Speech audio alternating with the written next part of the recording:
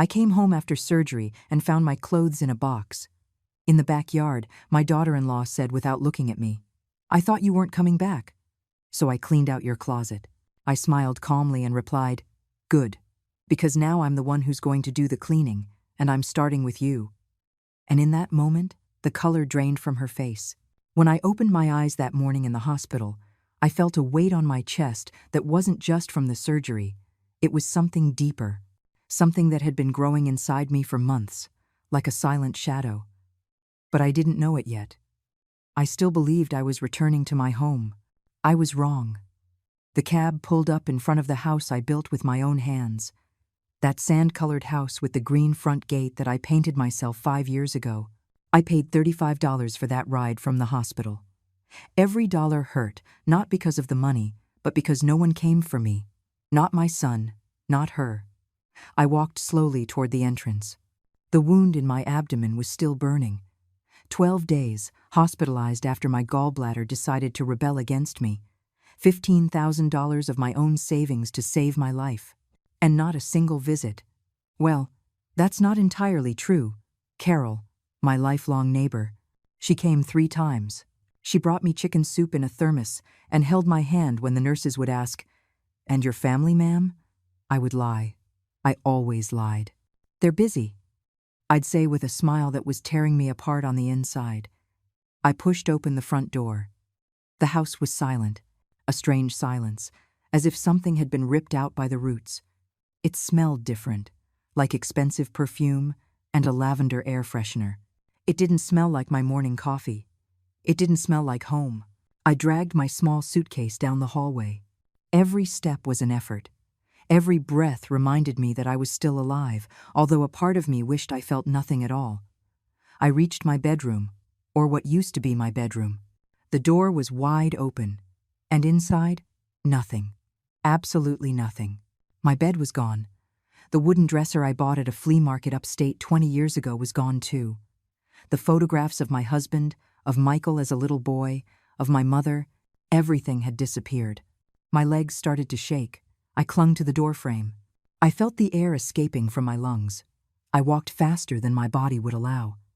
I crossed the living room, passing new furniture I didn't recognize until I reached the backyard. And there it was. My entire life, piled up in cardboard boxes soaked by the morning dew. My clothes. My shoes. The blankets I had knitted by hand. The books I read on lonely nights. My mother's rosary. Everything thrown out like trash someone forgot to take to the curb. I stood there, frozen. I couldn't process what I was seeing. I couldn't understand how anyone could do this. And then I heard her voice. "Oh, Eleanor, you're back." I turned around slowly. Chloe was standing in the threshold of the back door, putting on makeup in front of a hand mirror. My mirror. The one Arthur gave me for our 10th anniversary. She didn't look at me, didn't even glance up. "I thought you weren't coming back, so I cleaned out your closet. We needed the space for my beauty studio. So I can work from home." Her tone was so casual, so cold, as if she were commenting on the weather. Something inside of me broke, but not in the way she expected. I didn't cry, I didn't scream, I didn't beg. Instead, I felt something new, something I hadn't felt in years. Clarity. I stared at her. Her eyes were still on the mirror, applying mascara with surgical precision. She was wearing a pale pink silk robe. Her nails were perfectly manicured, her hair pulled back in an elegant bun. And there I was, fresh out of the hospital, with wrinkled clothes, unwashed hair, a fresh scar under my blouse. I smiled. It was a strange, calm, almost dangerous smile. Good, because now I'm the one who's going to do the cleaning, and I'm starting with you. Chloe stopped applying her makeup. For the first time in a long time, she looked at me, really looked at me, and in her eyes, I saw something that gave me strength. Fear. The color drained from her face. Her face went pale as if she had seen a ghost. She opened her mouth to say something, but nothing came out. I kept smiling. I walked toward the boxes, bent down carefully so as not to hurt my wound, and picked one up. I carried it inside without another word. She just stood there, frozen, her mascara wand halfway to her eye. And I knew, in that exact moment, that something had just changed. That I was no longer the same woman who had left this house 12 days ago. That woman died in the hospital. The one who came back was someone else. Someone who was no longer afraid to clean up what needed to be cleaned. Because if there's one thing I've learned in my 67 years, it's this. Silence isn't peace, it's cowardice disguised as patience, and I was all out of patience.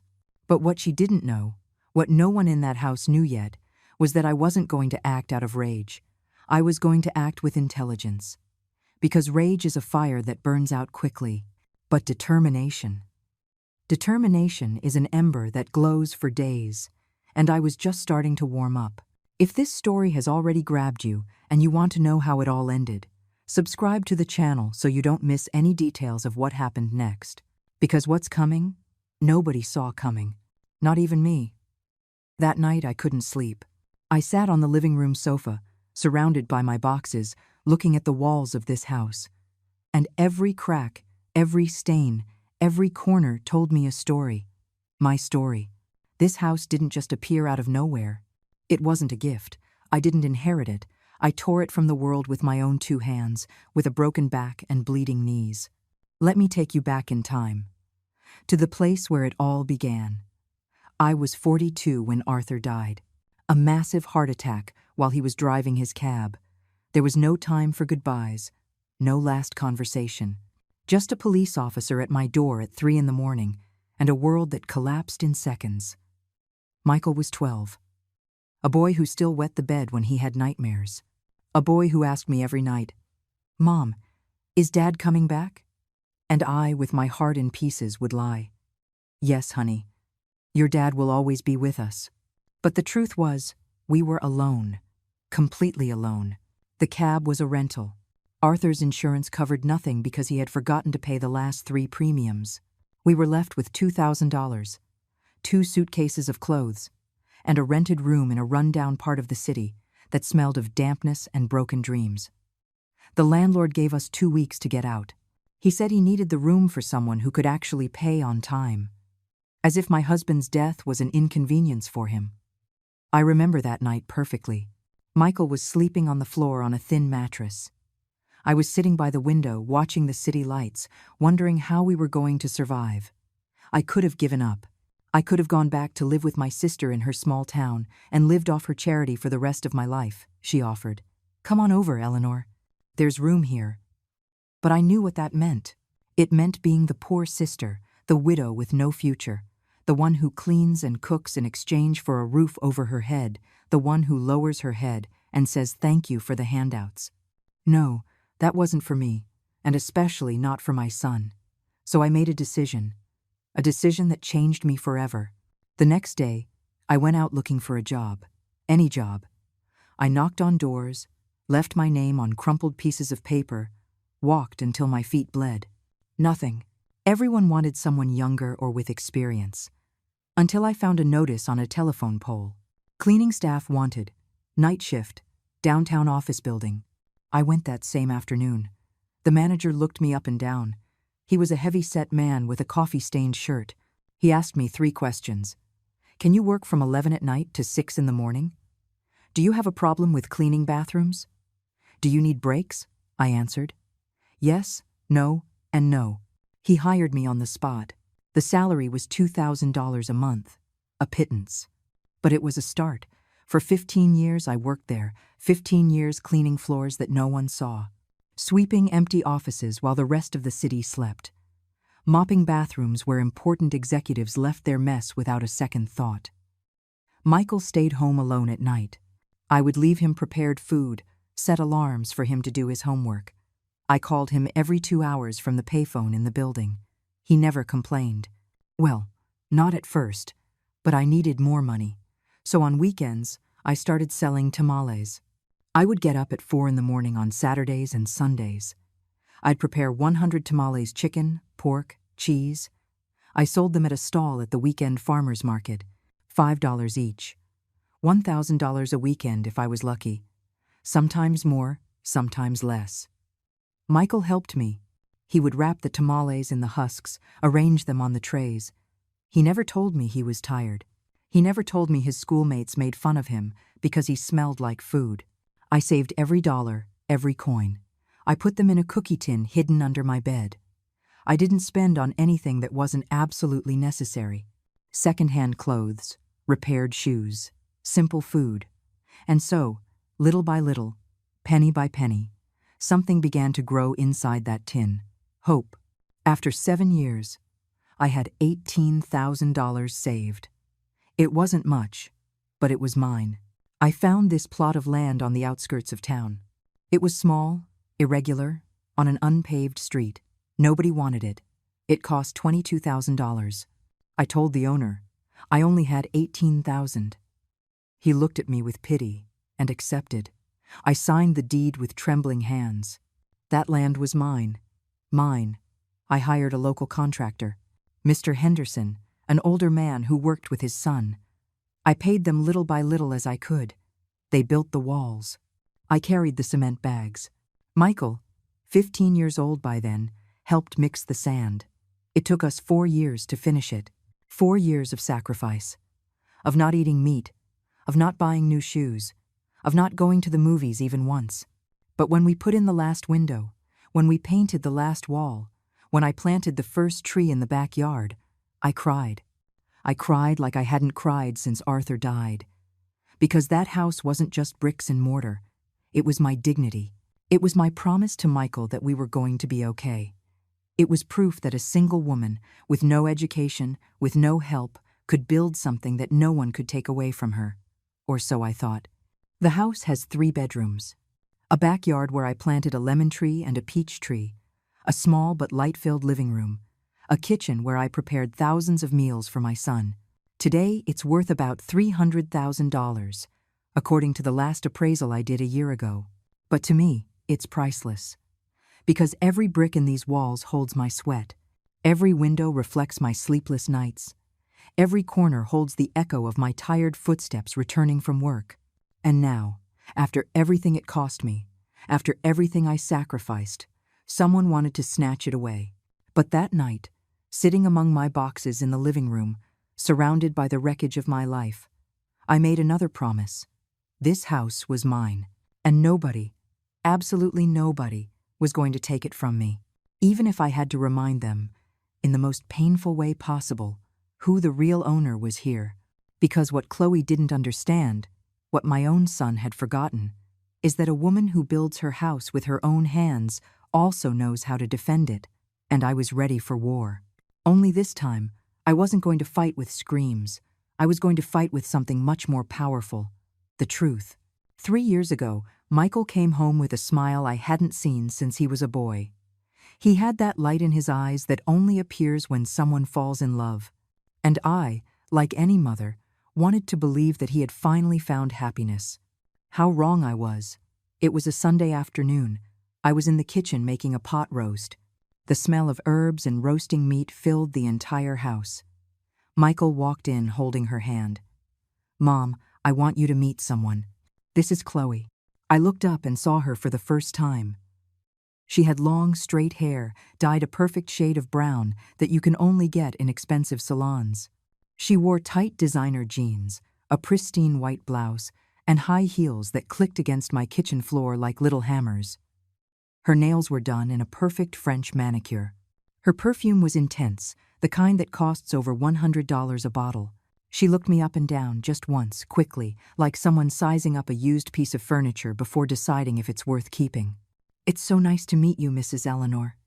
Her voice was soft but calculated. She smiled, but the smile didn't reach her eyes. I wiped my hands on my apron and extended my hand. She barely took it with her fingertips, as if she were afraid of getting dirty. "The pleasure is all mine, dear. Come in, come in. Have a seat. Dinner's almost ready." Michael was beaming.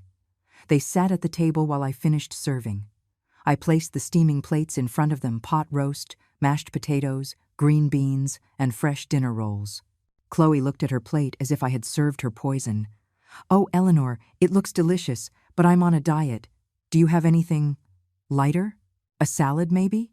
I felt a pang in my chest. I had spent 3 hours making that dinner. 3 hours preparing everything from scratch. "Of course, dear." I'll fix you something right now. Michael intervened quickly. Too quickly. Don't worry, Mom. Chloe has to watch her figure. She's a yoga instructor. She has a lot of important clients. Ah, a yoga instructor. Important clients. I swallowed the words I wanted to say and went to the kitchen to make her a salad. Lettuce, tomato, cucumber. Nothing else. No dressing because empty calories are the enemy, as she put it. During the meal, Michael couldn't stop talking about how wonderful Chloe was, about how they met at the gym he went to on weekends, about how she had taught him to value his body and live with intention. I just nodded, smiled. I asked the right questions, but something inside me didn't feel right.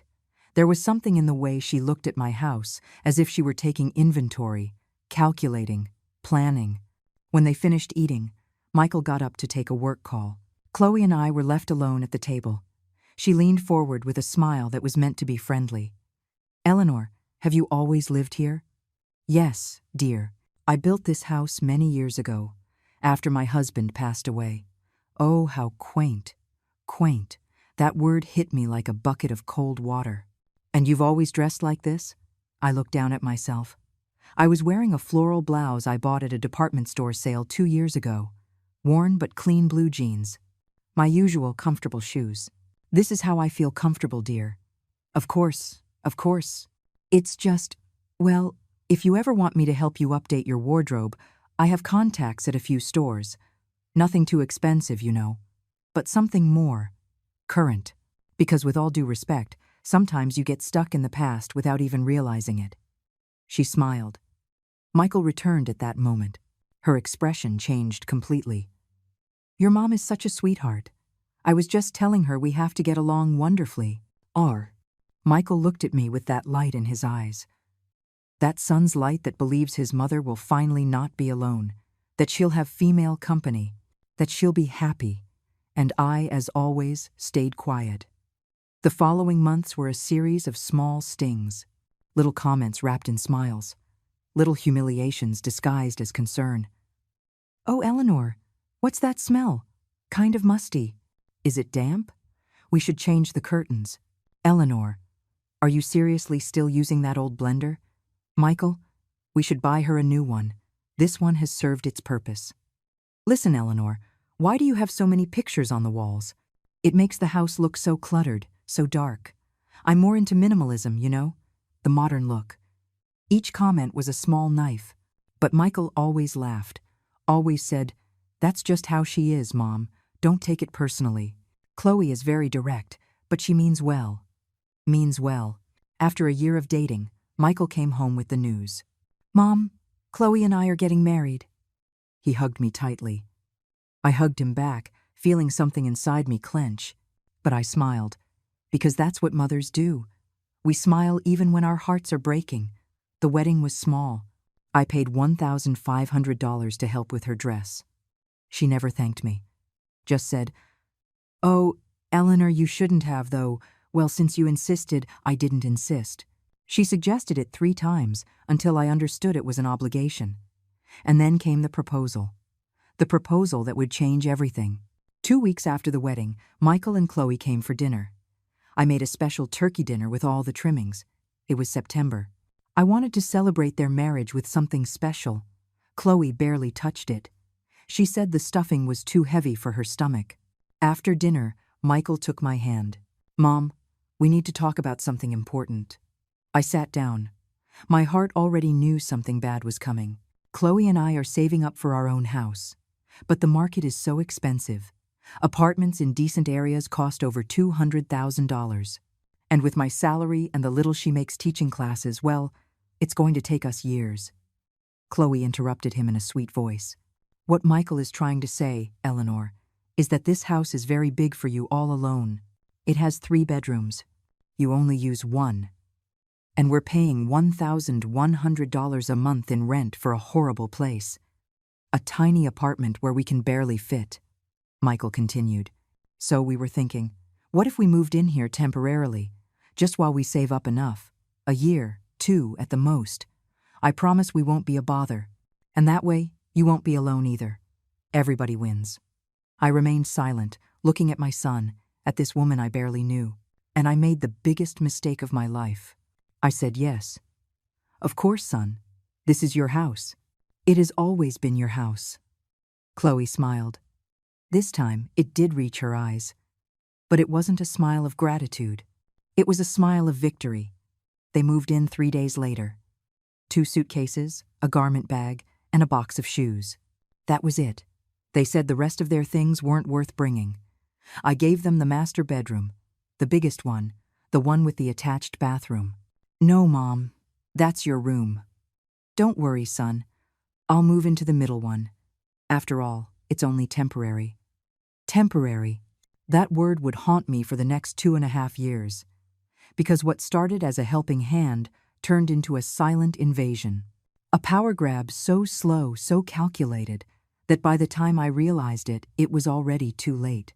Or so I thought at that moment. Because what neither Chloe nor Michael knew was that this house had an owner, and that owner still had teeth. She was just waiting for the right moment to bite. The first 3 months were bearable. Chloe behaved. Well, more or less. She made comments here and there, but nothing I couldn't ignore. Michael worked long hours at his accounting firm. Sometimes he'd leave at 7 in the morning and get back at 9 at night. I cooked, cleaned, kept the house running like always. But something was changing. Slowly, imperceptibly at first. One day, I came home from grocery shopping and found the living room redecorated. The embroidered pillows I had made myself were in a bag next to the trash. In their place were minimalist gray pillows that looked like rocks. Oh, Eleanor, I hope you don't mind. It's just that those pillows made everything look so cluttered. I need spaces that can breathe, you know, for my peace of mind. I stood there, holding the grocery bags, staring at my pillows in the trash. Of course, dear, whatever you say. A week later, the photographs on the walls started to disappear. First was the one from my wedding to Arthur, then Michael's first communion picture, then the one of my mother. Chloe, have you seen the pictures that were here? Oh, yes. I put them in a box in the storage closet. There were just too many, Eleanor. They made the walls look dirty. Besides, nobody uses picture frames anymore. Everything's on cell phones now. We have to modernize. The storage closet. My memories stored away like useless junk. I understand. But I didn't understand. I didn't understand how someone could walk into a house that wasn't theirs and erase the history of the people who actually lived there. Then came the friends. Chloe started inviting 3 women over every Thursday afternoon. They would arrive with their designer bags, their shrill laughter, their expensive shoes that left marks on my freshly mopped floor. They sat in my living room, drank the coffee I made, ate the cookies I bought, and treated me as if I were invisible. Or worse, as if I were the help. Ma'am, could you bring us more sugar? Ma'am, can you turn down the volume on the television? We're talking about important things. Ma'am, do you have any cloth napkins? These paper ones are so cheap. Chloe never corrected them. She laughed with them. Sometimes, as I walked past, I'd hear snippets of conversation. Isn't your mother-in-law going to move somewhere else? Oh, girl, it's complicated. It's her house, right? But we'll see. All in due time. Her house. At least she acknowledged that in front of her friends. Although the tone in which she said it sounded more like an annoyance than respect. But the worst was yet to come. One Saturday, Chloe decided to do a deep clean. I had gone out to visit Carol. When I returned, I found 3 large black trash bags full in the backyard. What's this, Chloe? Oh, Eleanor, I was cleaning and found so many old things that were no use anymore. Out-of-style clothes, broken shoes, books nobody reads. You have to let go of the past to make room for the new, don't you think? I opened one of the bags. Inside was the sweater Arthur used to wear on Sundays, the one that still held his scent. The poetry books I read on sleepless nights. The shoes I wore to Michael's wedding. Chloe, these are my things. Oh, Eleanor, but you don't use them anymore. They were stored in boxes taking up space. I thought I was doing you a favor. A favor. She was stripping me of my history and calling it a favor. I took everything out of the bags. I carried it to my room. Chloe sighed dramatically. Well, suit yourself if you want to live surrounded by old junk. That night, when Michael got home, I told him what had happened. I expected him to get upset, to defend me for once. Mom, Chloe is just trying to help. You know she likes things to be orderly. Don't take it personally. That phrase became his answer for everything. But there was something I did take personally. Something that broke my heart in a way I didn't think was possible. It was a Tuesday afternoon. I was in the kitchen making iced tea. I heard Chloe talking on the phone in the living room. Her voice was louder than usual. No, Mom, it's not that easy. She's still here. Yes, I know, it's been 2 years. Michael says we can't kick her out because she's his mom. But Mom, this house is worth almost $300,000. If we sold it, we could buy something better in a decent neighborhood and still have money left over. What? No, she has nowhere to go. She has a sister in some small town. But I don't think she'd want to go. Well, she'll have to get used to it. She's not at an age to be making decisions anymore. I stood frozen with the pitcher of iced tea in my hands. She wanted to sell my house. My house. The house I built with my own sweat.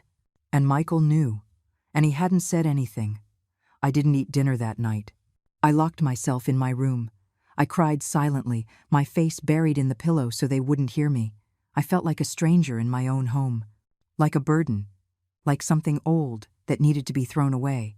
And the worst part of it all was that Michael, my son, the boy I raised alone, whom I fed with tamales sold on the street, whom I dressed in second-hand clothes while I wore broken shoes, that same Michael was allowing all of this. He wasn't defending his wife from my supposed hostility. He was defending his wife from my existence. The following months were a slow descent into constant humiliation. Chloe stopped asking me for things. She started ordering me. Eleanor, make breakfast. I'm in a hurry. Eleanor, wash this blouse by hand. The machine will ruin it. Eleanor, can you stay in your room when my friends come over?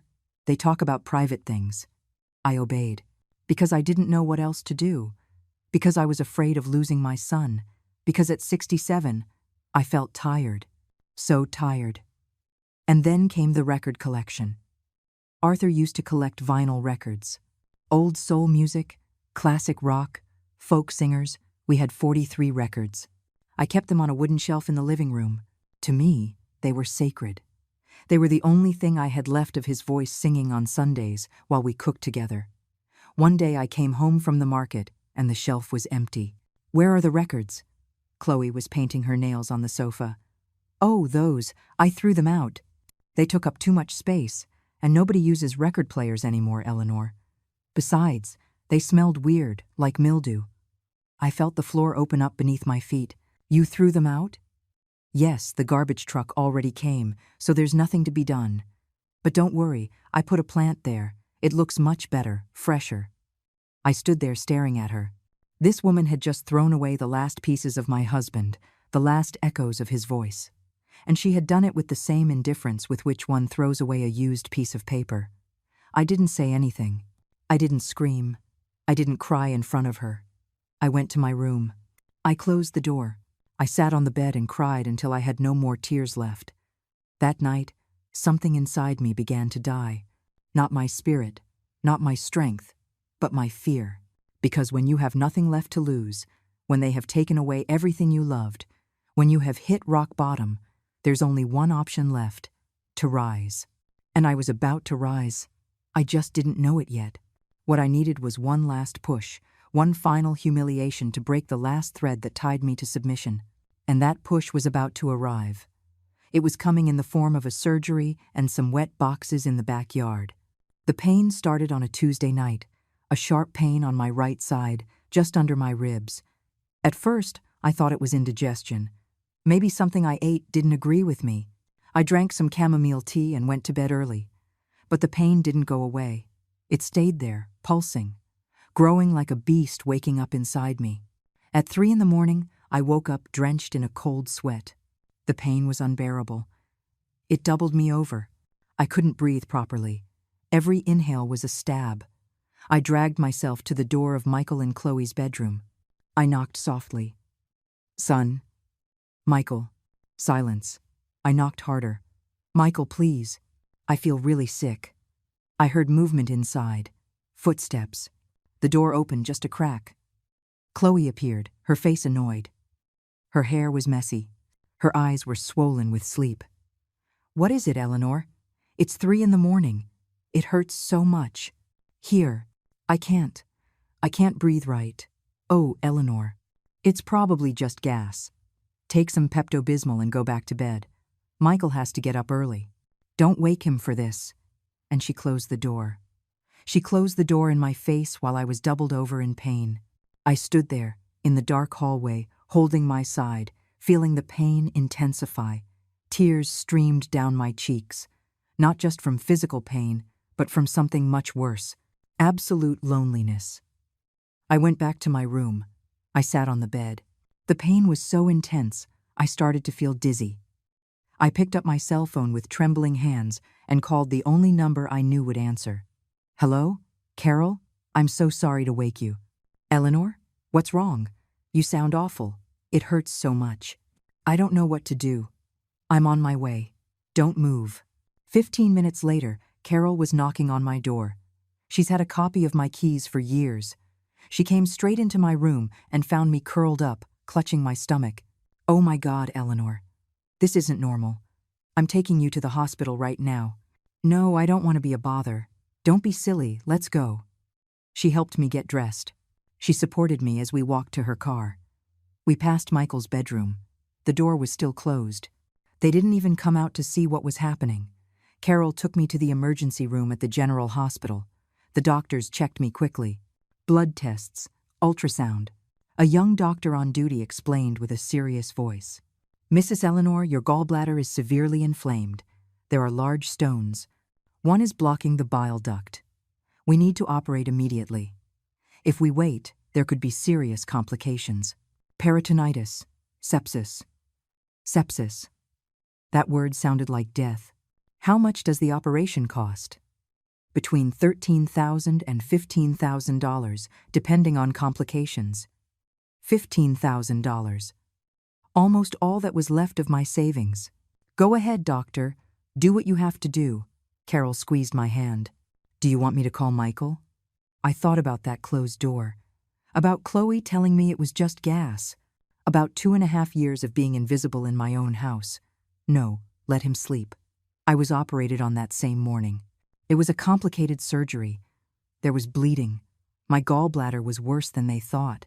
I was in the operating room for 4 hours. When I woke up, it was already afternoon.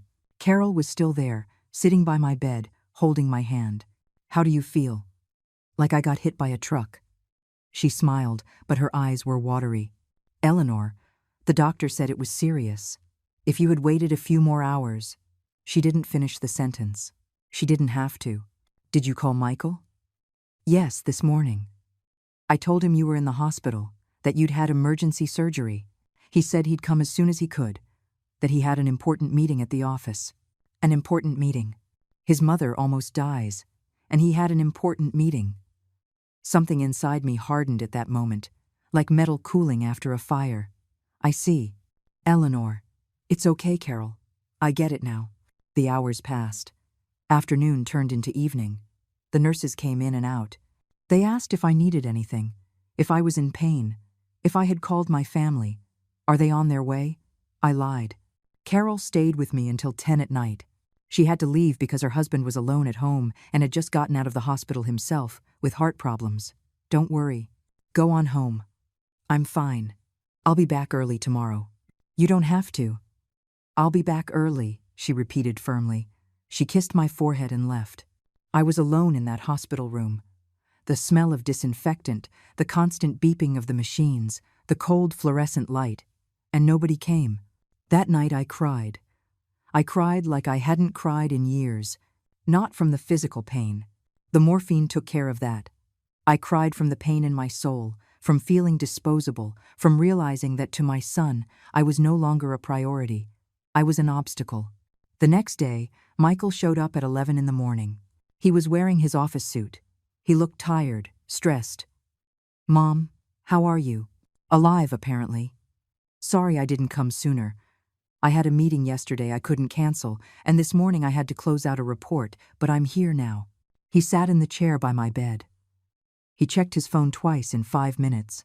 "Was it serious?" "Yes, son. You could have lost me." He fell silent. He put his phone away. He looked at me with guilt. I'm sorry, Mom. Where's Chloe? At home. She wasn't feeling well. I think she caught a cold. A cold. I almost died, and she had a cold. I see. But she asked me to give you a hug from her. A hug from her. How generous. Michael stayed for 20 more minutes. We talked about unimportant things. The weather, his work, how expensive gas was. We didn't talk about what was really important. About how I felt ignored that morning. About how his wife closed the door in my face. About how I was alone in the ER while he slept peacefully. Before he left, he kissed my forehead. Call me if you need anything, okay? I'll come when I can. When he can. He didn't come back. I was hospitalized for 12 days. 12 days because there were complications. An infection. A high fever. The doctors had to adjust my antibiotics 3 times. Carol came every day. She brought me chicken soup in a thermos. She combed my hair. She read me the newspaper out loud.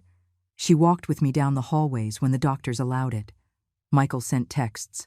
How are you feeling, Mom? Hope you get better soon. Sending a hug. Texts. Not calls. Not visits. Just empty words on a screen. Chloe sent nothing. The nurses asked me constantly, Mrs. Eleanor, is your family coming today? They're very busy. Do you have children? 1. A son. And he can't come? He works a lot. He's an accountant. The nurses would exchange glances. I knew what they were thinking. The same thing I was thinking. The day I was discharged, I called Michael. Son, they're discharging me. Can you come get me? Oh, Mom, I have a super important presentation today at 3. I can't leave. Can't you just take a cab? A cab. After major surgery. After 12 days alone in the hospital. After almost dying. A cab. Of course, son. Don't worry about it. Perfect. See you at home then. Take care. And he hung up. I called a cab. I paid $35.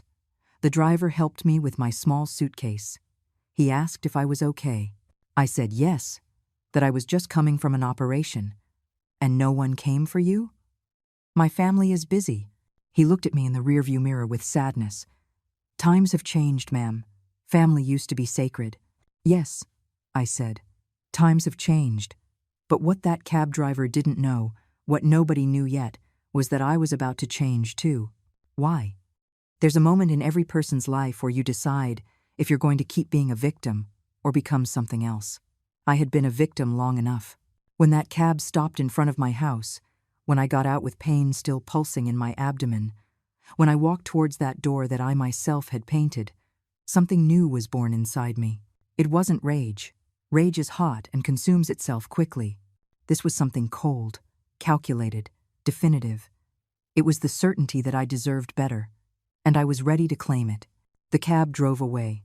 I stood there in front of the green gate, the same gate I painted 5 years ago with my own hands.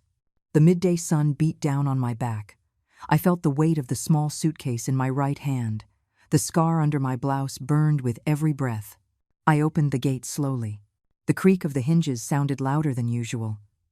Or maybe everything just sounded louder. Maybe all my senses were more alert after having brushed with death. I walked through the small front yard. The plants I used to tend were dry. No one had watered them. The leaves of the rosebush I planted in Arthur's memory were withered, falling like brown tears onto the dirt. I opened the front door with my key. The house was silent. A strange silence, like when you enter a place that used to be yours but no longer recognizes you. Michael? Chloe? No one answered. I left the suitcase by the door. I walked slowly down the hall. Each step was an effort. The doctors told me not to make any sudden movements, not to lift anything heavy, to rest, but something inside me pushed me to keep walking. The living room was spotless, too spotless, the new gray pillows in their place. The plant where Arthur's records used to be. Everything was neat, cold, soulless. I kept walking. I passed the kitchen. The breakfast dishes were piled in the sink. No one had washed them. It smelled like burnt coffee. And then I reached my bedroom. The door was ajar. I pushed it with my hand. The door swung open slowly, like in a horror movie. And what I saw took my breath away. Emptiness. The room was completely empty. My bed was gone. The mattress I slept on for 20 years. The sheets I had mended myself when they tore. All gone. The wooden dresser from the flea market. The nightstand where I kept my rosary. The lamp Michael gave me for my 60th birthday. The woven rug I bought years ago. Nothing. The walls were bare. Only the lighter patches remained where the photographs had hung. Ghosts of what my life once was. My heart started to beat faster. Too fast. I felt dizzy. I held onto the doorframe. Where was everything?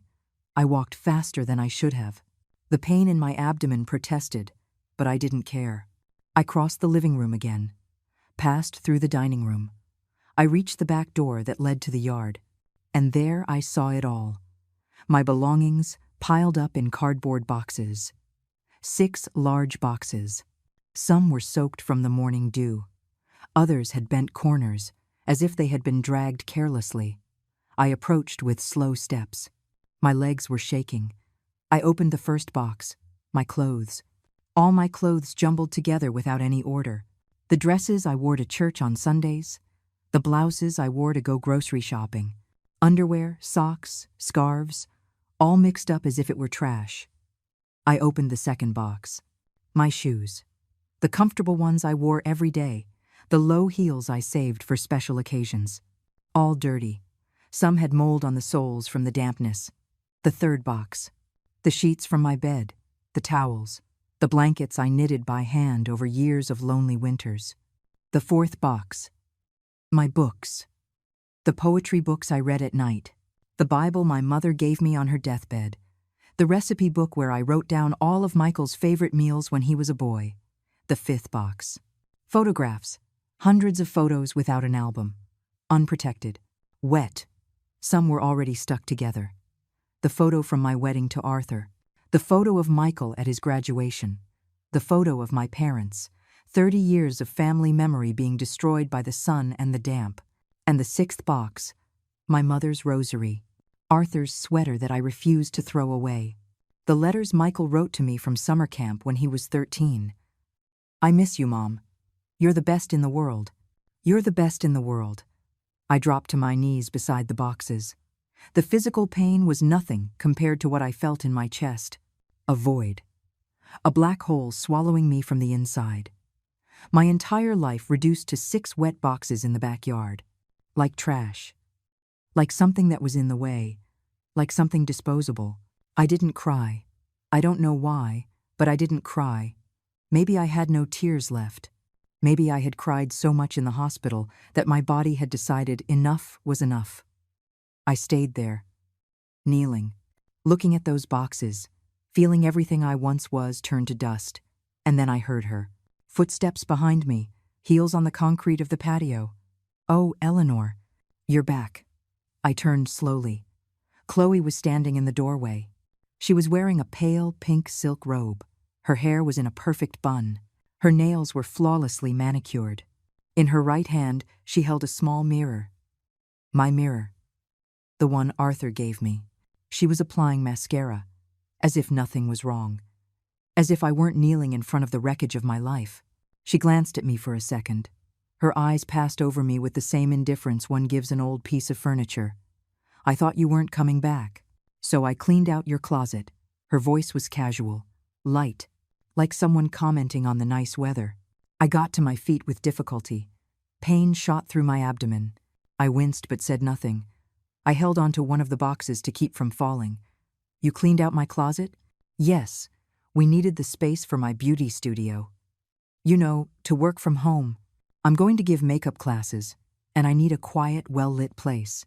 Your room is perfect. It has the big window and everything. She continued applying her mascara. She wasn't looking at me. She didn't even have the decency to look me in the eyes. Those are my things, Chloe.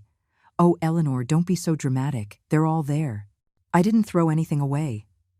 Well, a few little things that were really old and torn. That's all. But the important stuff is in the boxes. The important stuff. I looked at the wet photographs. My mother's rosary. Arthur's sweater. These things are wet, ruined. Well, I took them out 2 days ago, but you didn't come back, and I wasn't going to put them back in. Besides, it rained last night. It's not my fault. 2 days ago, I had been in the hospital for 12 days. She took my things out when I had been fighting for my life for 10 days. And does Michael know about this? Chloe stopped applying her makeup for a moment. She looked at me directly for the first time. There was something in her eyes. It wasn't guilt. It wasn't shame. It was satisfaction. Of course he knows. He gave me permission. He said if you didn't come back, well, what was the point of keeping all that stuff? And if you did come back, well, we could talk. But you know Michael, he doesn't like confrontation. He prefers to let things just flow. Let things just flow. My son knew she was going to take out my belongings. And he did nothing. He didn't call me. He didn't warn me. He didn't stop her. I felt something strange at that moment. It wasn't sadness. It wasn't rage. It was absolute clarity. Like when a dirty window breaks and suddenly you can see everything with perfect sharpness. I saw this woman standing in front of me, with my mirror in her hand, in my house, using my bedroom, disposing of my life like someone throwing out the trash. And I understood something fundamental. This wasn't going to stop. She wasn't going to change. Michael wasn't going to defend me. If I didn't do something, I would end up living in a storage room in my own house. Or worse, on the street. Because that's what she wanted. For me to leave, to disappear, to cease to exist. And then I did something that took her by surprise. I smiled. It wasn't a kind smile. It wasn't a smile of resignation. It was a cold smile. Calm. Dangerous. Good. Chloe stopped applying her makeup. She looked at me, confused. What? I said, good that you cleaned out my closet, dear. Because now I'm the one who's going to do the cleaning. What are you talking about? I took a step toward her, slowly, holding my wound but never taking my eyes off hers. And I'm starting with you. Her mirror fell to the ground with a dry thud. Her face went pale. All that confidence, all that indifference she had just a moment ago, it evaporated. The color drained from her face, as if she had seen something in my eyes she never expected to see. Fear, because maybe, for the first time in 2.5 years, Chloe understood something important. This house had an owner, and that owner had just woken up, pick up my things, and take them to the living room. All of them. Now. What? No, I'm not. Now, Chloe. My voice wasn't loud. I wasn't yelling. But there was something in my tone that made her freeze. Something that told her the game was over. That the submissive woman, the invisible woman, the woman who put up with everything in silence, that woman had died in the hospital, and the one standing in front of her was someone else. Someone with nothing left to lose, and that made me dangerous. Chloe swallowed hard. She looked at the boxes, she looked at me, and for the first time since I'd met her, she lowered her gaze. Okay, I'll carry them. Good. Start. She bent down, picked up a box, carried it with difficulty, her perfectly manicured hands, now dirty with wet cardboard. I watched her walk toward the house, carrying my things, my memories, my life. And I stood there in the yard, under the midday sun, feeling something inside me harden like steel. Because now came the hard part. Now came the war. But I wasn't going to fight with screams or tears. I was going to fight with something much more powerful, the truth. And the truth was, this house was mine. The deed was in my name. I paid for every brick, every window, every door, and nobody, absolutely nobody, was going to take it from me. Chloe finished bringing the boxes into the living room. She piled them next to the sofa as if they were a temporary inconvenience. Her hands were dirty, her hair was a little messy. She kept glancing at me, waiting for me to say something else, waiting for me to scream, to cry, to make a scene. But I said nothing. I just looked at her, and in that silence, she understood that something had changed. She wiped her hands on her silk robe. It left a dark, damp stain. She frowned at the stain, as if it were the most important thing in the world right now. Can I go now? For now. Those 2 words made her hesitate. She stood there, uncomfortable, as if she didn't know whether to stay or go. Finally, she turned and walked toward the bedroom. My bedroom. The one she had now turned into her beauty studio. I was left alone in the living room, surrounded by my boxes. I sat on the sofa. The pain in my abdomen reminded me that I was still weak, that I had just gotten out of the hospital, that I should be resting. But I couldn't rest, not yet. I took my cell phone out of my pocket. My hands were trembling. I dialed Michael's number. It rang 5 times before he answered. Hello? Michael? It's me. Mom, you're back? Is everything okay? His voice sounded distracted. I could hear background noise.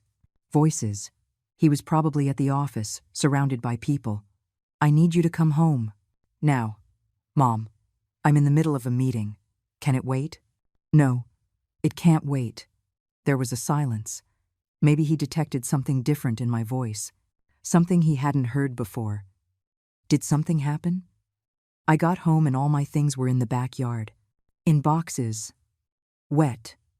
Another silence. Longer this time. Oh, that. Look, Mom. Chloe mentioned she needed your room for her project. I told her to wait until she talked to you. But, well, you know how she is. She gets ahead of herself sometimes. Gets ahead of herself. As if throwing out all of someone's belongings was just getting ahead of herself. Michael, I just came from the hospital. I almost died. And I came home to find my entire life thrown out like trash. Mom, don't exaggerate. They're in boxes. She didn't throw them away. We can put them somewhere else. Somewhere else? This is my house, Michael. Yes, of course it's your house. Nobody's saying it isn't. Then come home. Now. The 3 of us need to talk. He sighed. That sigh he used when I bothered him with my problems. Okay, I'll leave in an hour. I'll be there around 7. Can you wait until then? I looked at the clock. It was 2:30 in the afternoon. Yes, I can wait. Perfect. We'll talk later. Take care, Mom. And he hung up. Take care, Mom. As if it were that simple. I left the phone on the table. I sat there, looking at the boxes, thinking, analyzing every detail of the last 2.5 years. And it was at that moment, in the silence of the afternoon, that I made a decision. I wasn't going to react emotionally. I wasn't going to scream or cry or beg. That version of me was useless now. I had already tried being the understanding mother, the tolerant mother-in-law, the woman who made herself small so as not to bother anyone. And it had led me to be kneeling, in front of my own belongings, in the backyard of my own house. No, this time I was going to do things differently. I was going to play the game, but by my rules. I got up from the sofa carefully. I went to my purse and took out my old notebook, the one where I kept track of my grocery bills. I found a pen and started writing. I made a list. A list of everything I knew, everything I had seen, everything I had heard. The bank statements I had found in the trash 3 months ago. Chloe had used my credit card without permission. $62,000 in purchases I hadn't authorized. Clothes, shoes, beauty treatments. The conversations I had overheard. That time, she spoke to her mother on the phone about selling the house. The texts on Michael's phone. The ones I checked one night when he fell asleep. Texts where Chloe pressured him. Your mother has lived here long enough. We need our space. The real estate agent. I had seen a woman with a briefcase enter the house 2 weeks ago. Chloe was showing her the rooms. I overheard snippets of conversation. This property could easily sell for $300,000. I wrote everything down. Dates, names, amounts. And then I did something I had never done in my life. I called a lawyer. Not just any lawyer. I called Ethan Hayes, a man I had met years ago when I sold tamales on Sundays. He was a law student then. I used to give him an extra tamale when I saw he only had coins to buy one. He would tell me, Mrs. Eleanor, one day I'll pay you back. I never knew what became of him until 6 months ago. I saw him in the local paper. Now he was a lawyer specializing in family and property law. He had his own firm. I looked up his office number online. I dialed with my heart pounding. Hayes and Associates Law Firm. Good afternoon. Good afternoon. I'd like to speak with Mr. Ethan Hayes, please. Who may I say is calling? Eleanor. Eleanor Villarreal. Tell him, I'm the tamale lady. There was a pause. then hold music. And then his voice. Mrs. Eleanor? Ethan? I mean, Mr. Hayes, I'm sorry. No, no, ma'am. For you, I'll always be Ethan. How are you? It's been years. I need help, son. Legal help. His tone changed immediately. Professional, but warm. Tell me what's happening. And I told him everything. Every detail. From Chloe's arrival to the boxes in the yard. From the unauthorized charges to the plans to sell my house. He listened without interrupting. When I finished, there was a silence. Mrs. Eleanor, this is financial elder abuse and possible fraud. Do you have the deed to the house? Yes, it's in a safe in my closet. Or it was. I don't know if it's still there. Check. Now. And if it is, put it somewhere safe where no one else has access. Is the house in your name only? In my name only. No co-owners. Perfect. That gives us a very strong position. Do you have the credit card statements? The ones I found in the trash? I saved them. Excellent. I need you to do something else. Can you record conversations? Record? Your cell phone has a voice recorder. Use it. If Chloe or your son say anything incriminating about the house, about selling it, about kicking you out, record it. It's legal to record in your own home. Those recordings can be used as evidence. I understand. Mrs. Eleanor, I'm going to be very clear with you. If you want to regain control of your house and your life, you have to be willing to see this through to the end. This could get ugly. Your son is going to have to choose a side.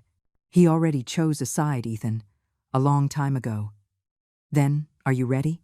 I looked at the boxes. I looked at the walls of my house. I thought about all the years it took me to build this. I thought about Arthur, about the early mornings cleaning offices, about the tamales sold under the Sunday. I'm ready. Good. I'll come to your house tomorrow. I'll bring the necessary documents. In the meantime, act normal.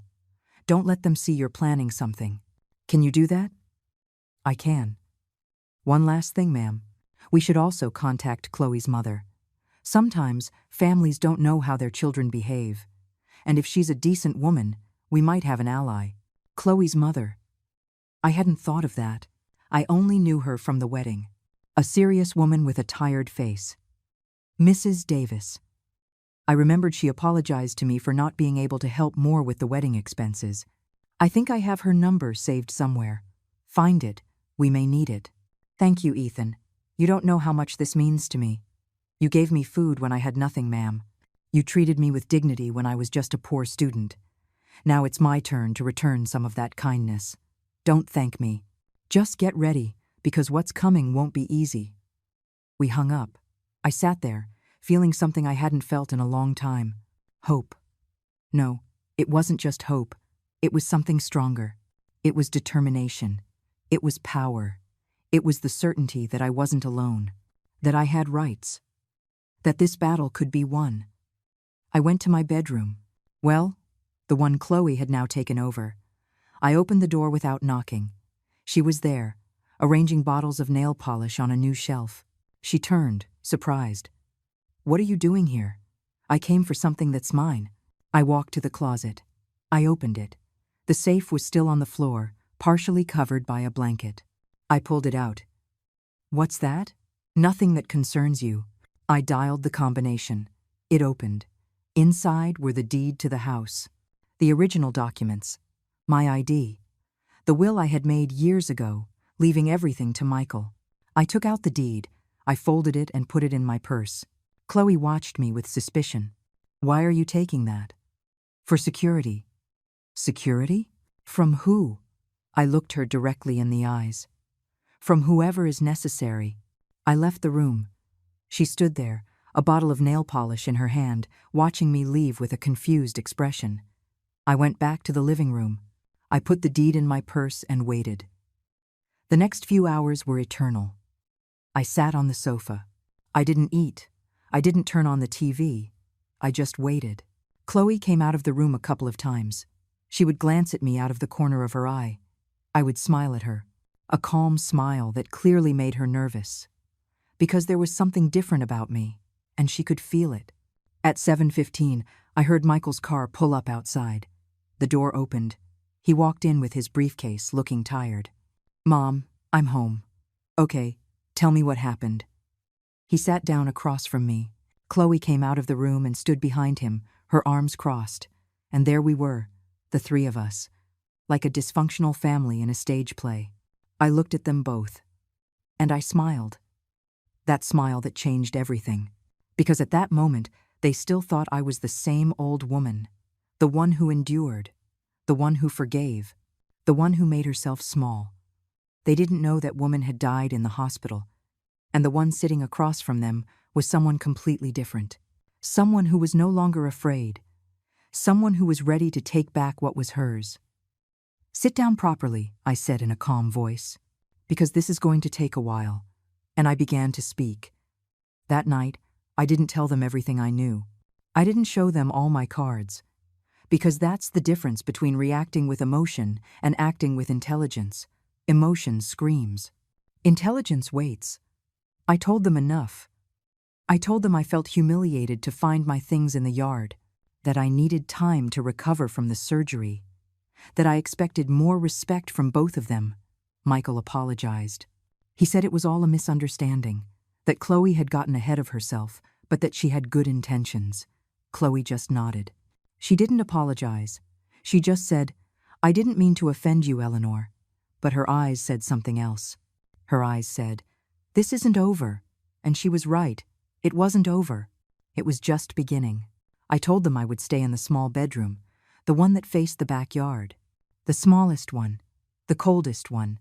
The one I used to use as a sewing room. "I'll be fine there," I said. "I just need my bed and my basic things." Michael seemed relieved. As if everything could be solved with a simple relocation. "I'll help you set everything up tomorrow, Mom." "That's not necessary. I can do it."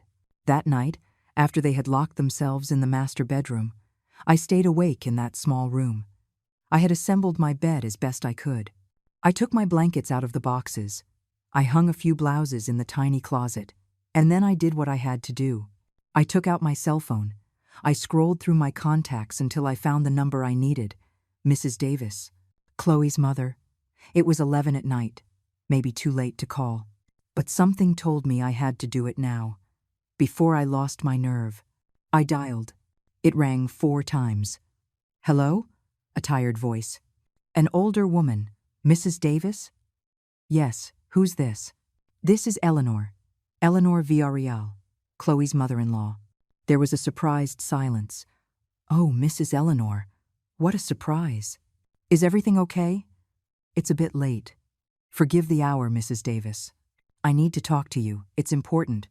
Did something happen to Chloe?" "No. Well, yes. It's complicated. Could we meet tomorrow? Somewhere neutral? A coffee shop, maybe?" Another silence. Longer this time. "Does Chloe know you're calling me?" "No. I see." Her voice changed. It became more serious. "Look, Mrs. Eleanor. I know my daughter. I know what she's like. If you're calling me behind her back, it's because something serious is happening. Very serious, Mrs. Davis. Tell me where and when. I'll be there." I gave her the name of a coffee shop that was 10 blocks from my house. We agreed to meet at 11 in the morning. When I hung up, I felt like I had taken the first real step. I was no longer alone. I was building something, a plan, a strategy. It was hard to sleep that night. The mattress was thinner than my old one. The room was cold. I could hear the sounds from the street. But it wasn't just that. It was the adrenaline, the anticipation. For the first time in years, I felt like I had control over something. The next morning, I got up early. I made coffee. I prepared breakfast. Scrambled eggs, toast, hot coffee. As always, Michael left in a hurry. He gave me a kiss on the forehead. "Thanks for breakfast, Mom. You look better." "I feel better, son." Chloe came out later. She only had a glass of green juice that she made herself in the blender. She glanced at me as she drank it. "Are you going out today, Eleanor?" "Yes, I have a follow-up doctor's appointment." "Oh well, hope it goes well." A lie. I didn't have a doctor's appointment, but she didn't need to know the truth. At 10:30, I left the house. I walked slowly. The wound still bothered me, but the movement was good for me. The morning sun warmed my back. I felt like every step was taking me away from the darkness and closer to the light. I arrived at the coffee shop 5 minutes early. I ordered a black coffee. I sat at a table in the back where I could see the entrance. At 11 o'clock sharp, Mrs. Davis walked through the door. I recognized her immediately. She had the same dark hair as Chloe, but with streaks of gray. She was wearing a simple cotton blouse and jeans. Comfortable shoes. She looked like what she was, a working woman, not like her daughter. She saw me and walked over. We greeted each other with an awkward hug. She ordered a coffee with milk and sat down across from me. "Well, Mrs. Eleanor, here I am. Tell me what's going on." And I told her everything. I told her about the boxes in the yard, the unauthorized charges on my card, the plans to sell my house, how they closed the door on me when I asked for help the night I got sick. About 2.5 years of humiliation disguised as help. Mrs. Davis listened, her face growing more serious by the minute. Sometimes she shook her head.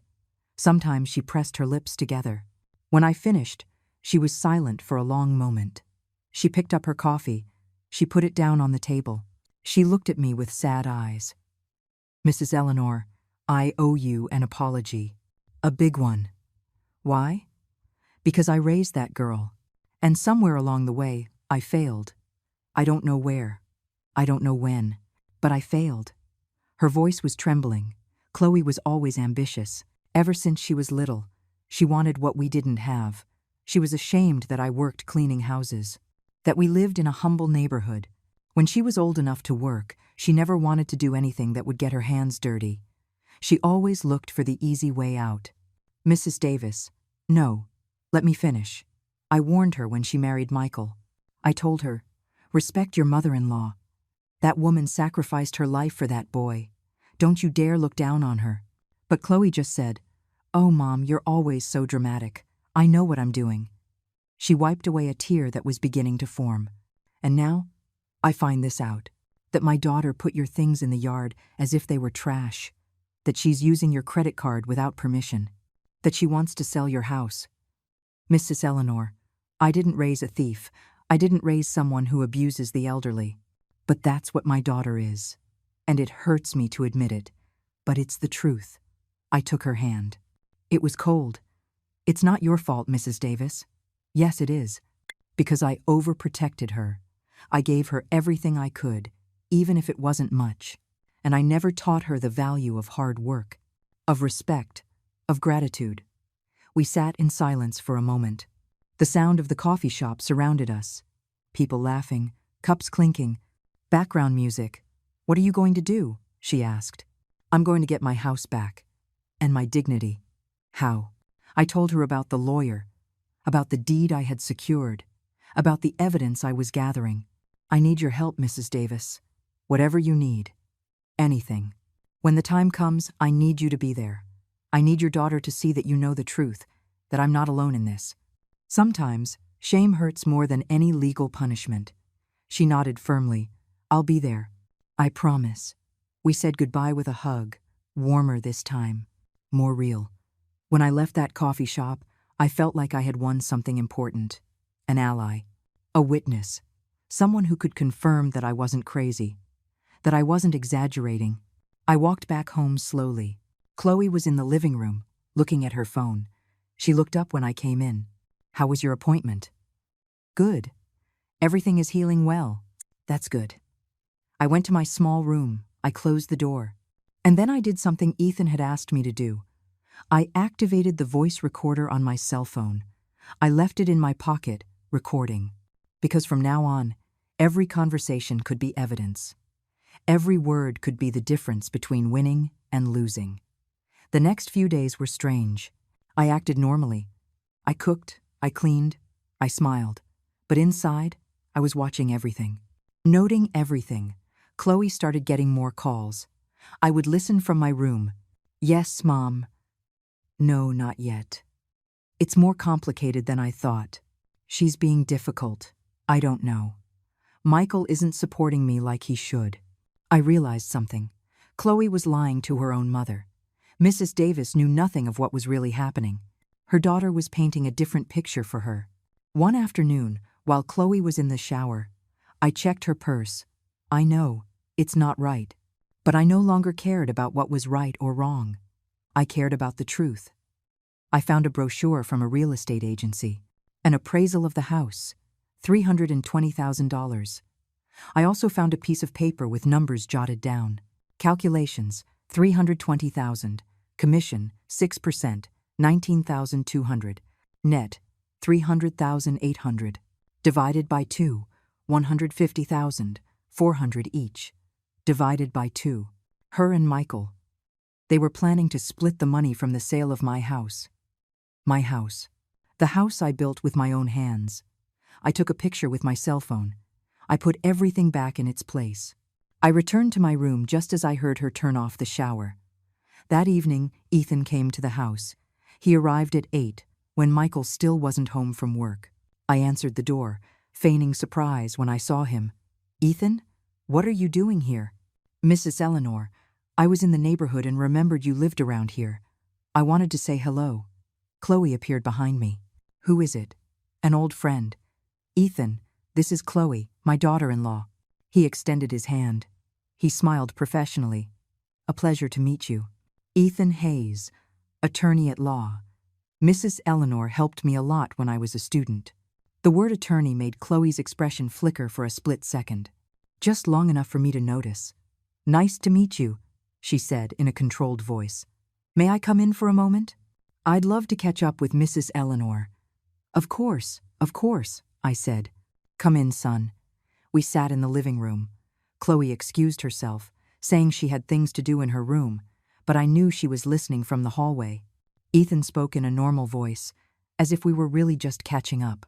He asked about my health, about Michael, about the house, and I answered naturally. But in my purse, my phone was recording everything. Before he left, he gave me an envelope. He did it discreetly, like someone giving a gift. "A little something, ma'am. For old time's sake. Thank you, son. You're very kind." When I closed the door, Chloe came out of her room. "Who was that?" "A young man I knew years ago. He became a lawyer, imagine that. And what did he want?" "Nothing, just to say hello." I looked her straight in the eye. "Why? Are you worried about something?" "No, just curious." But I saw the fear in her eyes.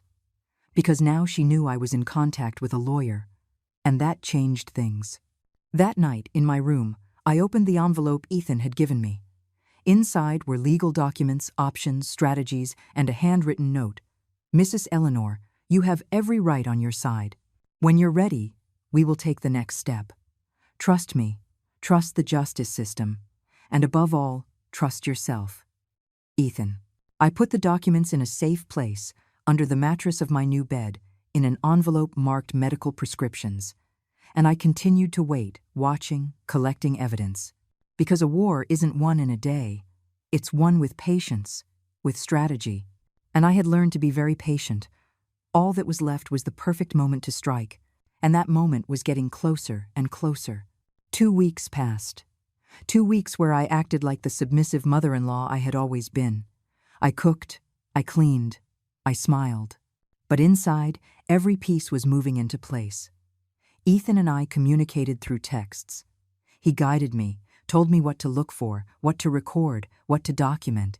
And I obeyed. I found more things, many more. One afternoon, while Chloe was at her yoga class, I checked the desk she had set up in my old bedroom. There they were, the original credit card statements, the ones she had taken from the mail before I could see them, $62,300 in unauthorized purchases. Shoes from Nordstrom for $8,000. Facials for $15,000. Clothes from an expensive boutique for $18,000. Dinners at restaurants I had never set foot in, all charged to my card. I took photos of every statement. I put them back exactly as I found them. I also found something else. A folder with papers from a notary's office. Chloe had been researching how to transfer property. There were notes in her handwriting. Power of attorney? Gifting while alive? Sale with right of usufruct? She was looking for legal ways to take the house from me without me being able to do anything.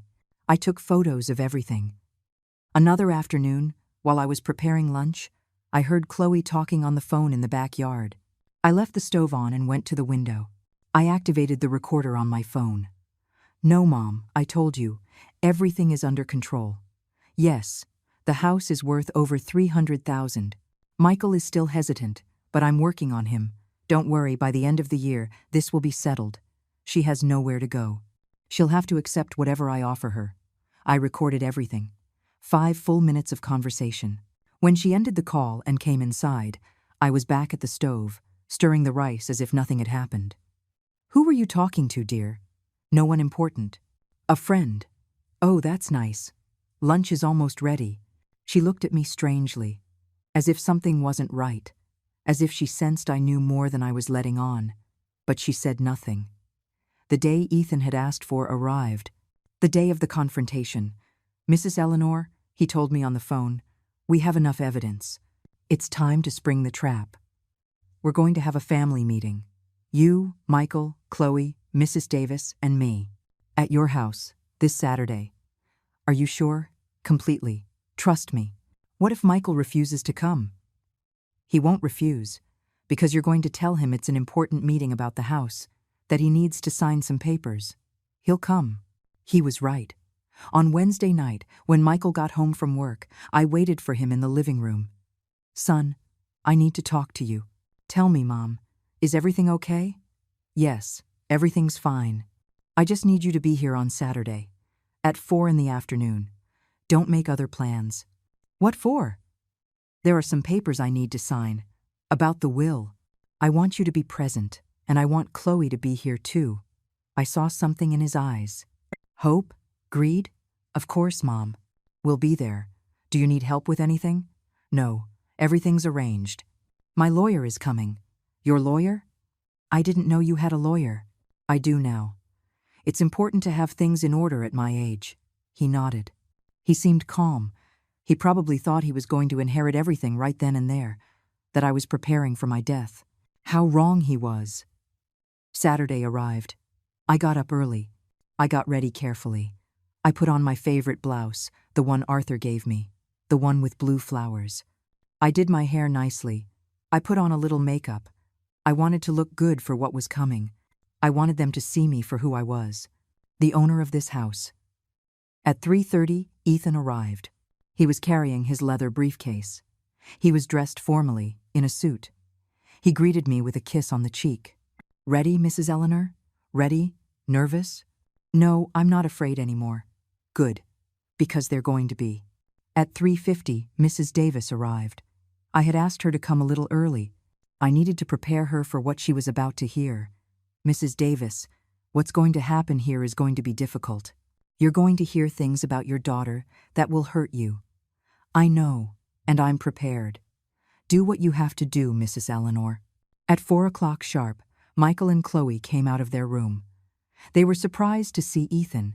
They were even more surprised to see Mrs. Davis. Mom, what are you doing here? Chloe turned pale. I was invited. Sit down, dear. What is going on here? Michael looked at me, confused. Please, sit down, I said in a firm voice. They both sat on the sofa, together, like a single unit, like they had been for 2.5 years a team against me. I sat in the armchair. Ethan stood beside me. Mrs. Davis sat in another chair, serious, her hands clasped in her lap. The silence was thick.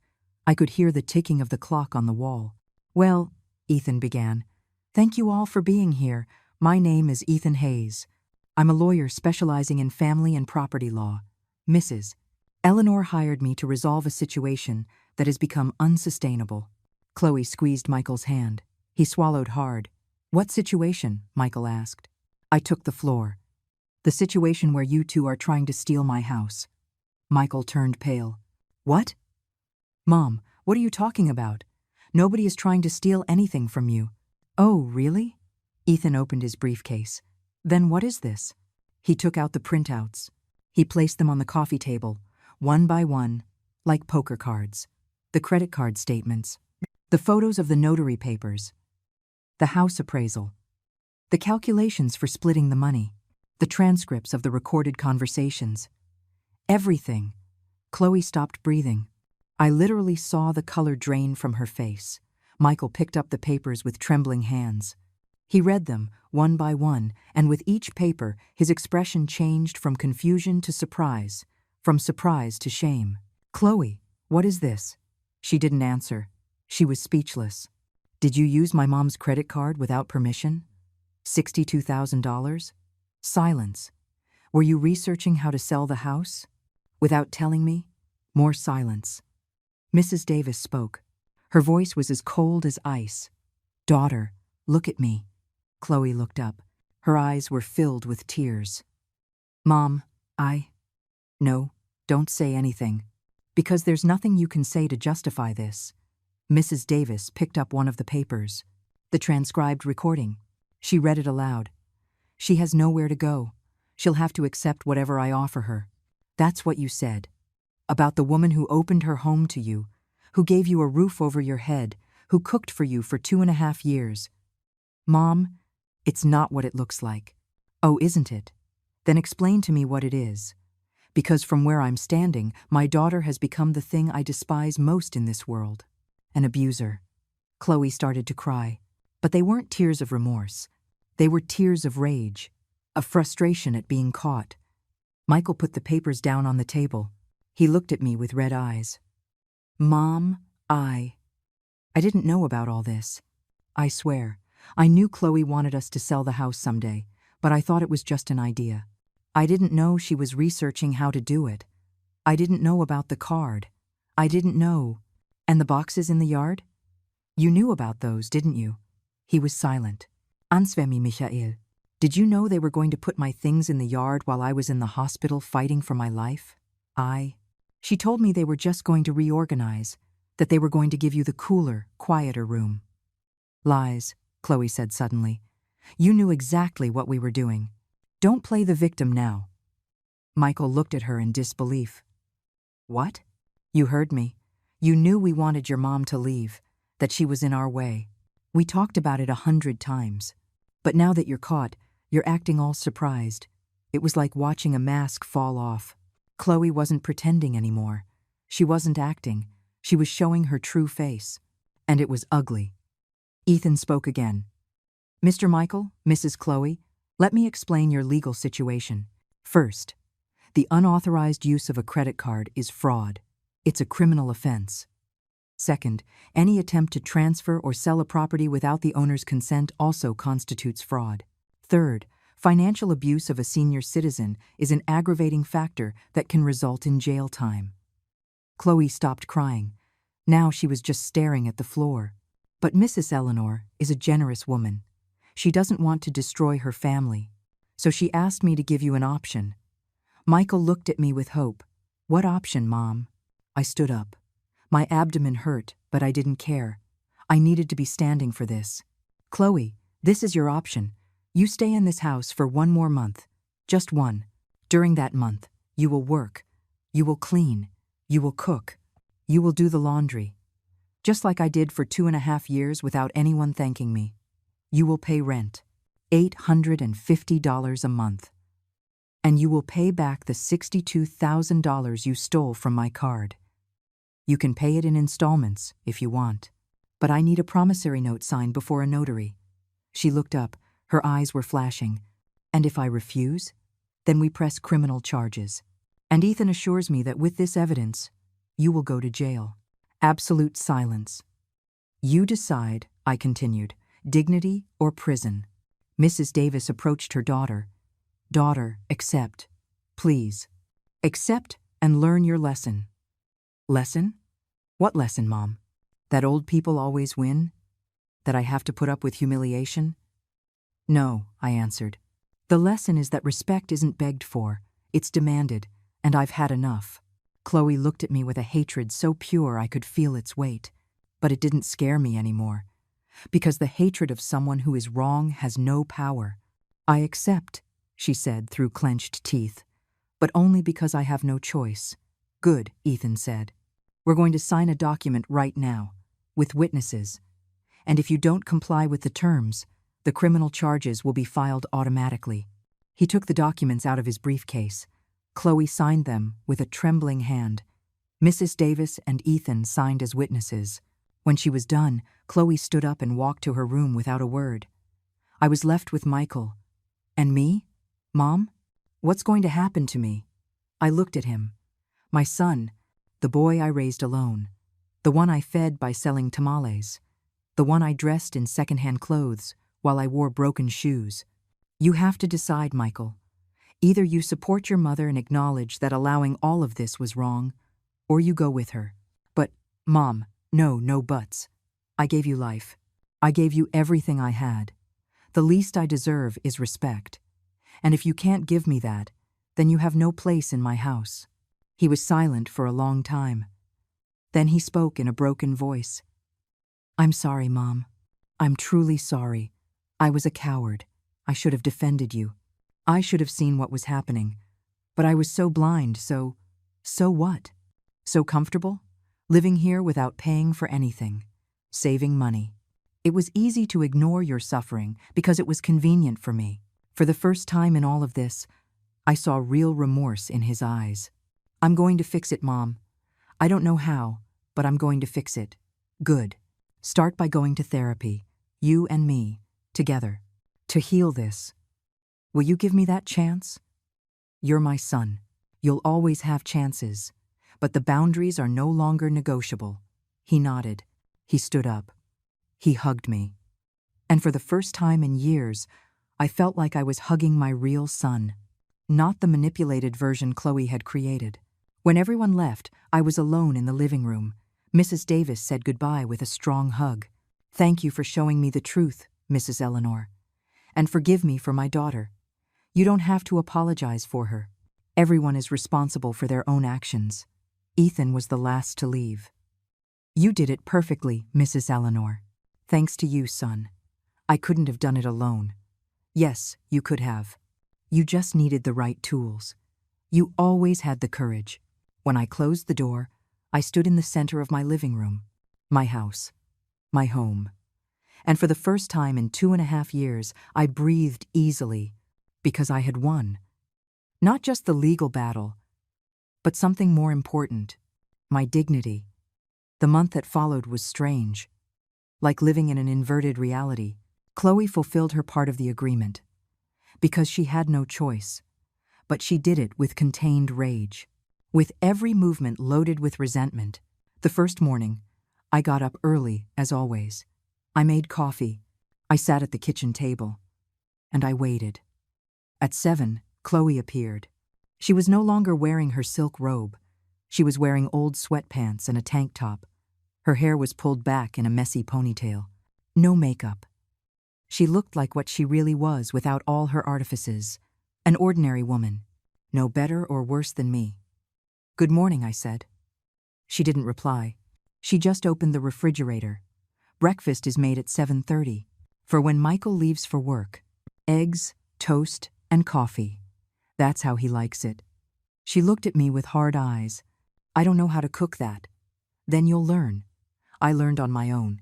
You can too. I showed her where the ingredients were. I explained step by step how to make the scrambled eggs, how to heat the toast, how to make the coffee without it being too weak. She followed the instructions with clumsy movements. She burned the first 3 pieces of toast. The eggs were runny. The coffee was weak. But I said nothing. I just watched. Michael came out at 8. He looked at the breakfast in surprise. He looked at Chloe. Then he looked at me. Chloe cooked? That's right. And you? I supervised. He sat down. He tasted the eggs. He didn't say anything, but I saw on his face that they weren't like mine. Still, he ate it all. He gave Chloe a kiss on the cheek. Thanks for breakfast. She didn't answer. She just nodded with a tense jaw. When Michael left, Chloe left the dirty dishes in the sink and walked toward her room.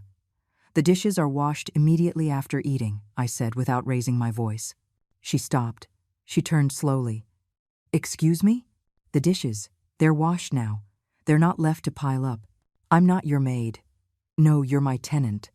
And in this house, whoever uses the dishes washes them. That's how it's always been. We stared at each other. It was like a silent duel. But this time, I didn't look away first. She went back to the sink. She turned on the faucet with more force than necessary. She started washing the dishes with rough movements. Water splashed. The soap stained her shirt. And I sat there, drinking my coffee, watching as for the first time in her life, Chloe did something she didn't want to do. The following days followed the same pattern. I assigned her tasks: clean the living room, mop the floors, scrub the bathroom, do the laundry by hand, the delicate items, just as she always asked me to do with her clothes. She obeyed. But with each task, her resentment grew. One afternoon, while she was mopping the kitchen floor, I went over and checked her work. "You missed a spot here. And over there too. You have to move the mop under the furniture, not just around it." She gripped the mop handle so tightly her knuckles turned white. "Why are you doing this? You've already won. You've humiliated me. What more do you want? I want you to understand." "Understand what? What it feels like." What feels like? To work without anyone thanking you. To do things for others and only receive criticism in return. To feel invisible in your own home." She dropped the mop. "I never made you feel invisible, didn't you? Then tell me, Chloe, how many times did you thank me in 2.5 years?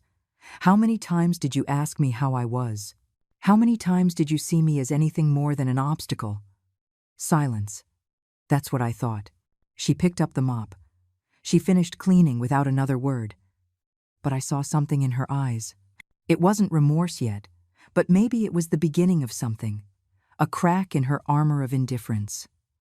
In the second week, Chloe brought the first payment. $850 in cash. She left it on the kitchen table without looking at me. "Here's the rent." "Thank you." "And the $62,000? I already signed the promissory note. I'm going to pay $5,000 a month. It's going to take me a year, but I'll pay it. Good." I took the rent money and put it in my purse. She just stood there, as if she wanted to say something but didn't know how. "What is it?" I asked. "Nothing. Just. Why didn't you report me? You could have put me in jail." I looked at her. I really looked at her. And I saw something I hadn't seen before.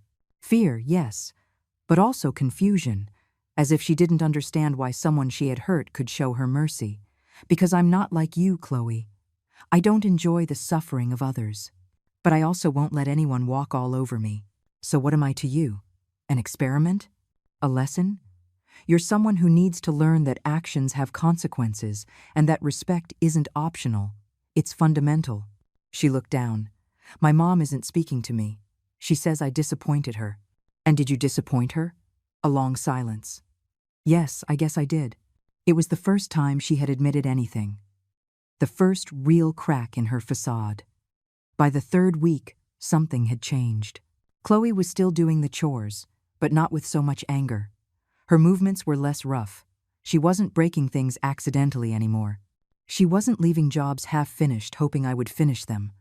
One morning, she made breakfast without being asked. The eggs still weren't perfect, but they weren't raw anymore. The toast wasn't burnt. "Good job," I said. She looked at me, surprised, as if she didn't expect a compliment. "Thanks." Michael was changing too. He started therapy as I had asked. We went together once a week. It was awkward at first. There was so much to say, so much accumulated pain. But little by little, we began to heal. One night, after dinner, Michael stayed with me in the kitchen while I washed the dishes. Chloe had already gone to bed. "Mom, I need to tell you something." "Tell me, son." "I'm going to separate from Chloe." I stopped washing. I turned to look at him. "Are you sure?" "Yes. The therapist helped me see a lot of things. And one of them is that Chloe and I are not good together. She convinced me to do things that go against my values, to ignore the person who loves me most in the world. My mom." His voice broke. "I can't stay married to someone who doesn't respect my mother. And I can't keep being the kind of son I was. That has to change." I hugged him. He clung to me like he did when he was a child. "Do you forgive me, Mom?" "I already forgave you, son. Now you have to forgive yourself. I'm going to stay here for a while, if you'll let me. To help you. To make up for lost time. There will always be room for you in this house. It's your home, but with boundaries. Like you said." "With boundaries?" he confirmed. The last week arrived faster than expected. Chloe had already packed her things. 2 suitcases, the same ones she arrived with 2.5 years ago. On the last day, a Sunday morning, she came out of her room. It wasn't my room anymore. It never really was. She found me in the kitchen drinking coffee. Eleanor. Yes? I want to tell you something before I go. She sat across from me. For the first time, her eyes held no harshness. They held something else. Shame? Remorse? I'm sorry for everything I did. I really am. I'm not justifying any of it. But I want you to know that this month taught me more than I've learned in my entire life. What did it teach you? That honest work has dignity. That older people deserve respect, not pity or condescension. And that you are much stronger than I ever thought. She took a breath. My mom was right. I became someone she doesn't recognize. Someone I don't recognize either. And that has to change. And is it going to change? I don't know, but I'm going to try. I'm going to move back in with my mom. I'm going to find a job. A real job. Not just teaching yoga to rich ladies. And I'm going to pay you back every penny I owe you. Even if it takes me years. I believed her. Maybe I was naive. Maybe she was just saying what she thought I wanted to hear. But there was something different in her voice. Something authentic. I wish you luck, Chloe. I really do. Do you forgive me? I thought about that question. Did I forgive her? Could I forgive all the pain she caused me? Forgiveness isn't something that's given overnight. But I'll tell you this. I no longer hold a grudge against you. And I hope you find your way. One that doesn't walk over other people. She nodded. She stood up, extended her hand. I took it. It was a brief handshake, but it meant something. An hour later, a cab arrived for her. Mrs. Davis came too. She hugged her daughter with tears in her eyes. Let's go home, sweetie, and let's start over. Chloe got into the cab. Before closing the door, she looked at me one last time. Thank you, Eleanor, for not destroying me, for giving me a lesson instead of a punishment. Take care, dear, and remember, true wealth isn't in what you own, but in what you don't let them take from you. The cab drove away, and with it went the darkest chapter of my life. I stood in the doorway. Michael came out and stood beside me. How do you feel, Mom? Free. For the first time in years, I feel free. You did it. You got your house back. Not just my house. I got back my dignity, my voice, my strength. He hugged me. I promise I'm going to be a better son. That I'll never again let anyone disrespect you. And that I'll cherish every day I have with you. That's all I ask, son. We went inside the house. Our house. I made coffee. We sat in the living room. And for the first time in a long time, we talked. Really talked. Without masks. Without lies. We talked about Arthur, about the old days, about the tamales, about building the house, about dreams and plans. And I realized something. I had won more than a legal battle. I had learned a lesson for myself. That it's never too late to stand up for yourself. That self-love isn't selfish. That setting boundaries doesn't make you a bad person. It makes you a wise person. And that a woman who builds her house with her own hands also has the strength to defend it. That night, I slept in my small room. I still hadn't moved back into the big bedroom. Maybe I never would. Because that small room had become my fortress, the place where I was reborn. And as I closed my eyes, I thought of all the women who are going through the same thing, who are being made invisible in their own homes, who are being manipulated, used, discarded. And I wanted to tell them something. You are not alone. You have more strength than you think. You deserve respect. You deserve dignity. And that it's never, ever too late to say, enough, because I said it. At 67 years old, after almost dying, after hitting rock bottom, I said it, and it changed everything. Epilogue. 6 months have passed since that day. Michael is still living with me, but now he pays rent, he insisted. It's only fair, Mom. I'm an adult. I should contribute. He also helps with the housework. We cook together on Sundays. We watch old movies. We talk about Arthur without crying. He's dating someone new, a woman different from Chloe. A woman who greets me with respect, who asks how I'm doing, who brings flowers for the house. I told Michael, "Now this is a good woman. But if she ever changes, promise me you won't let yourself be blinded." "I promise, Mom." Chloe kept her word. Every month, a deposit of $5,000 arrives. We're already at $30,000 paid. There's still a ways to go, but she'll do it. Mrs. Davis calls me every week. She tells me Chloe got a job in an office. Nothing glamorous, but it's honest work. And that little by little, they're rebuilding their relationship. I'm happy for them. Carol is still my confidante, my sister for life. We have lunch together on Thursdays. She tells me I'm glowing, that I look years younger. It's because I'm not carrying the weight of the world anymore, Carol. I learned to let go. Ethan has become a close friend. He comes for dinner once a month. I make him a pot roast. He eats it all and asks for more. Nobody cooks like you, Mrs. Eleanor. My house is still mine. The deed is in a safe deposit box at the bank. I wrote a new will, clearer, more protected. And I'm still here, in the house I built, in the life I reclaimed. Some nights I sit in the backyard, under the stars, and I talk to Arthur. I did it, my love. I defended what was ours. I defended our house, and I defended my dignity. And I feel him answer me. In the wind that rustles the leaves of the lemon tree, in the scent of the flowers I planted, in the peace that now fills every corner. Because this story isn't just mine. It's for all the women who have ever felt invisible, who swallowed their words, who lowered their heads. It's to tell them, stand up. It's not too late. It's never too late. Because true wealth isn't in what you possess. It's in what you don't allow to be taken from you. Your home, your dignity, your voice, your right to exist without apology. If this story touched something in your heart, if you felt the injustice, the rage, the hope, or the victory along with me, leave me a comment telling me where you're listening from, and if you've ever had to set boundaries in your own life. Give this video a like so that more people can hear this story. And subscribe to the channel to continue joining us for more stories of life, of struggle, of dignity reclaimed. Because we all deserve a home, and we all deserve respect. See you in the next story. And remember, it's never too late to defend what's yours. The end.